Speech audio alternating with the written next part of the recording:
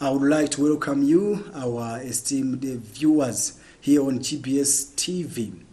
And also today, inside in Focus program, we have our guest. And the name of our guest is Professor Dr. Peter Baofu. He's an American visionary. He has written 179 books, which talks about, politics, mind, and also culture, as well as the society. And Professor Dr. Peter Baofu has traveled in over 132 countries around the world.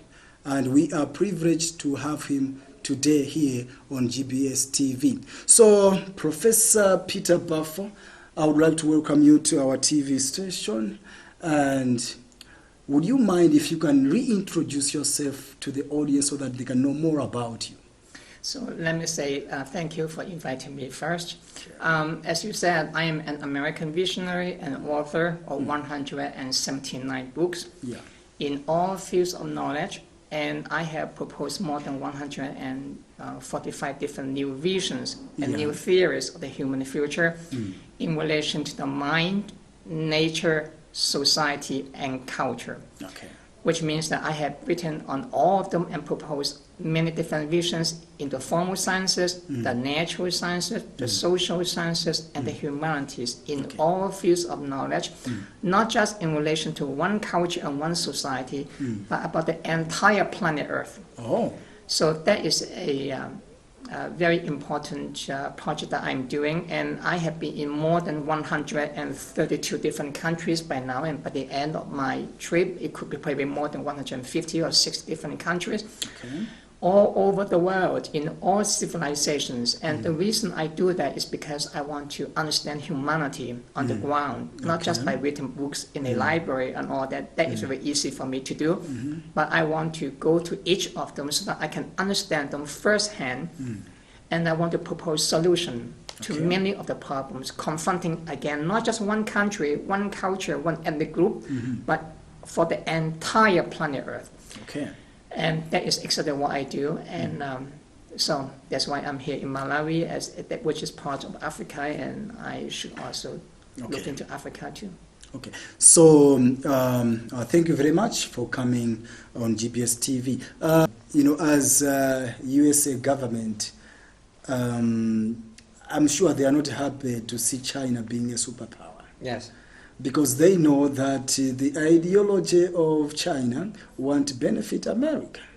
Because we have been hearing that sometimes, we have heard, China sending spies to, America just to destroy the country of America. So I think there is that enmity between them. That's why nobody would like to see each other being the superpower. So about this one now, if they have that faith, if they trust each other, do you think America they trust China? No, I think that you're repeating a lot of misinformation in Western mass media again. You talk about spying. You think that China is only the country which engages in spying? The most powerful spying agency in the world is not China. It's the CIA. You talk about the spine. Do you know about 5 eyes? Do you understand what 5 eyes is? Yes, I understand. Now you have 7 eyes, 8 eyes, 9 eyes. We are talking about the original group is the US, the New Zealand, Australia, and the UK. They call them the 5 eyes, stand for spying, satellite, espionage, surveillance, and all that. They have a global network. And all these 5 countries in all continents, they have a global network of spying, surveillance. They get all the information. your private information. They can come to you without even knowing anything about it. They are the most powerful, in this case, violation of human rights, personal privacy. Okay. Do you know Snowden, Edward Snowden? I think I've heard him. He went to North Korea. No. No. He is the guy who revealed classified information about how massive the U.S. and also the allies have engaged in global spying, surveillance, and all that violation of human rights about many other countries on earth. China doesn't have that power. Okay. So the most extensive global network of spying, espionage, surveillance, and all that is not from China. It's from the Five Eyes. Okay. Now they expanded to include many other countries which are allies of the U.S. They have 8 eyes, 9 eyes, or 11 eyes. You understand? It's just a metaphor. Yeah. They are tremendous.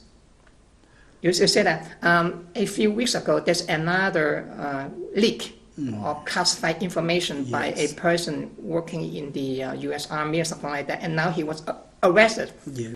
He talked about how penetrative the U.S. spying agency, intelligence gathering agency have penetrated into the Russian networks.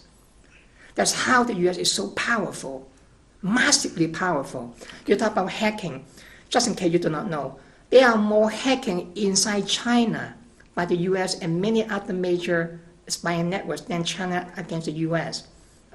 Only a few months ago, there's another revelation that the NSA has penetrated into many of the Chinese government computers and network. And they took away massive classified information about Chinese advanced military research, especially on hypersonic missiles, which is some of the state-of-the-art weapon system that China is developing. The U.S. has them, and not only that, many other programs on space exploration and all that. They come in and talk about all of them. The Chinese government is very quiet because it's very embarrassing. Okay. Very embarrassing for them to tell that they have been penetrated. They don't talk about it. They keep quiet. Okay. So I do think that each of them have done that to each other. Not only that, Israel, by the way, has been spying on the U.S. Do you know that? Okay. U.S. is a major ally of Israel, have been supporting Israel. Israel is one of the major threats to the U.S. national security in terms of spying. And the U.S. does the same thing to them too. So everyone is spying on everyone else. But why do you pick on one and say that is the bad guy, but everyone's even worse guy than you think, have been spying more, but you keep quiet about them? That is not a good way to understand international relations. I'm just saying that if you want to understand international relations, be careful about all this kind of propaganda. Each side is going to say something to demonize the other side, but they don't say anything about them. Okay. But they're often the bad guy too. So once you get out of this kind of mass media bias, and you will see that there's another way to deal with the problem, is to try to incorporate both of them, ask them to stop. Instead of saying and demonize the other one, this is a bad guy, he's no good, that means that you're the good guy then. But wait a minute, you're a bad guy too, in many other ways. That's why a lot of countries now, they are very afraid. They don't want to side with either side. Why do they do that? Look at South Africa. South Africa now has a problem with Western powers and Russia. South Africa really do not want to side with the Western powers against Russia, but they also don't want to side exclusively with Russia too. They just want to stay out of it. In fact, many African countries now is adopting the same policy. They just want to stay out of it. They just want to do business with everyone. They want to trade with Russia. They want to trade with China. They want to trade with the U.S. They want to trade with France, Italy, and Germany. But they don't want to say, okay, we don't trade with Russia. We only trade with you. But it doesn't benefit them. They just want to be nice to everyone and care my own business. Your problem, you're fighting with each other, is your problem. But we will offer a peace process so that you don't fight or kill each other anymore. Is that better for the rest of the world? Yeah, it's better. Okay, so now that's the answer to your question. So, I would like to appreciate for all the answers to all my questions. Our viewers, that was our talk with Professor Dr. Peter Baofu. I'm sure that you have entered deeply into the world and what is happening. I'm sure that you have learned a lot.